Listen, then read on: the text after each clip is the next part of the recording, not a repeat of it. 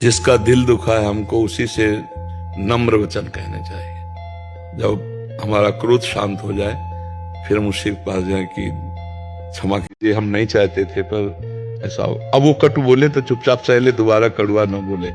और ज्यादा किसी से संबंध मत रखिए तो ये फिर बात ही नहीं आती।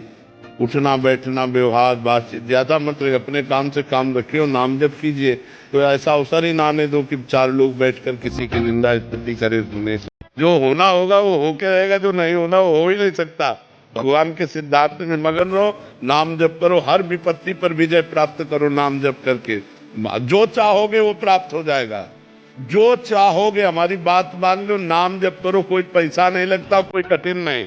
राम राम कहने में क्या कठिन, राधा राधा कहने में क्या कठिन। जो चाहो जित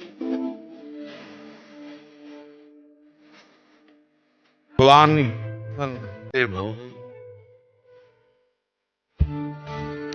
अगर हमको कोई ठग रहा है, वो देख रहा है, छोड़ दो उसको, जाओ जाओ।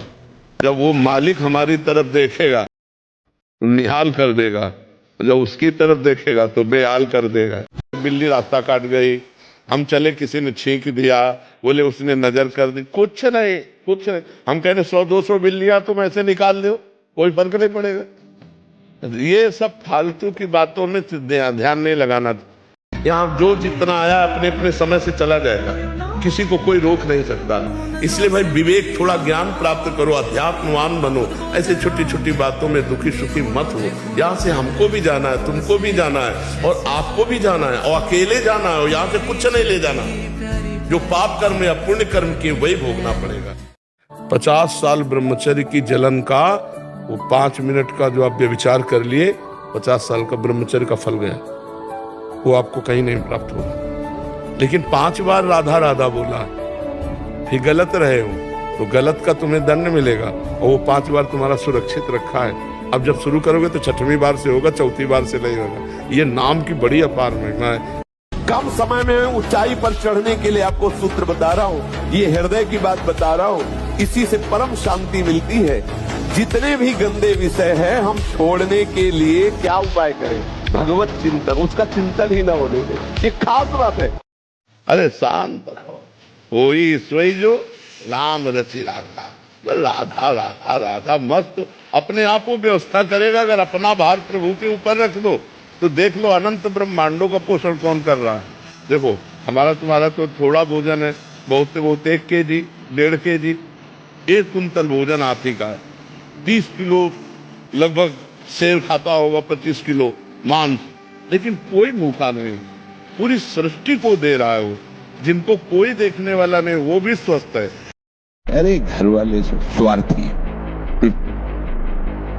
बुरा लगेगा जो मोहासक्त लोग हैं, क्योंकि वो जानते नहीं। जब देख लेते हमारे काम का नहीं है तब असली रूप इनका देखने का आता है।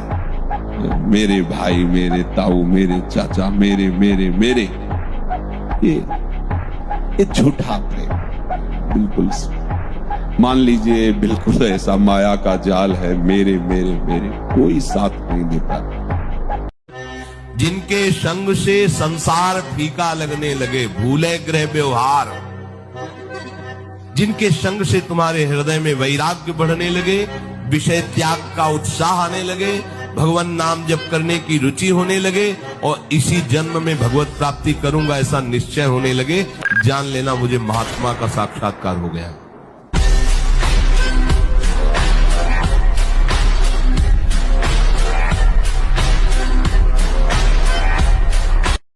आज अगर अभी आप अपनी मृत्यु स्वीकार कर ले कि मैं मरा, तो आप लाखों को भयभीत कर सकते हैं। तुम्हें देख के लोग भयभीत हो जाएंगे, क्योंकि केवल तुम सोच लो ना, एक ही बार तुम मरना, मैं मरा, अब देखता हूं कौन मेरे, सब भयभीत होने लगेंगे। यह आदमी मूडियल है, कब कहां, इसको कोई भय नहीं है।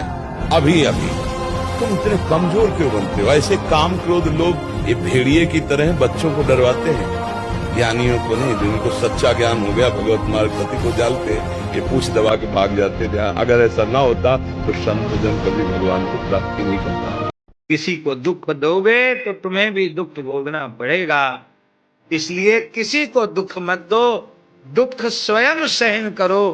और निरंतर इसी चेष्टा में लगे रहो कि हम सब प्रकार से सबको सुख पहुंचावे। जो सब प्रकार से सबको सुख पहुंचाना चाहता है वो कभी दुखी नहीं है। इस सुखी होने का मूल मंत्र है। तो कहते हैं ये दोष बिल्कुल त्याग देना चाहिए कि मेरा बेटा भक्त नहीं, मेरे पति भक्त नहीं। तुम करो भक्ति, तुम्हारी भक्ति सच्ची होगी तो पूरे परिवार में भक्ति का वातावरण हो जाएगा, और तुम्हारी भक्ति झूठी होगी तो कुछ नहीं होगा।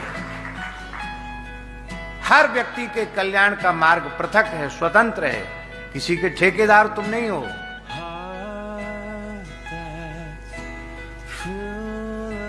कल्याण में प्रत्येक जीव स्वतंत्र है, कल्याण के साधन में प्रत्येक जीव स्वतंत्र है, उसमें परतंत्रता नहीं है।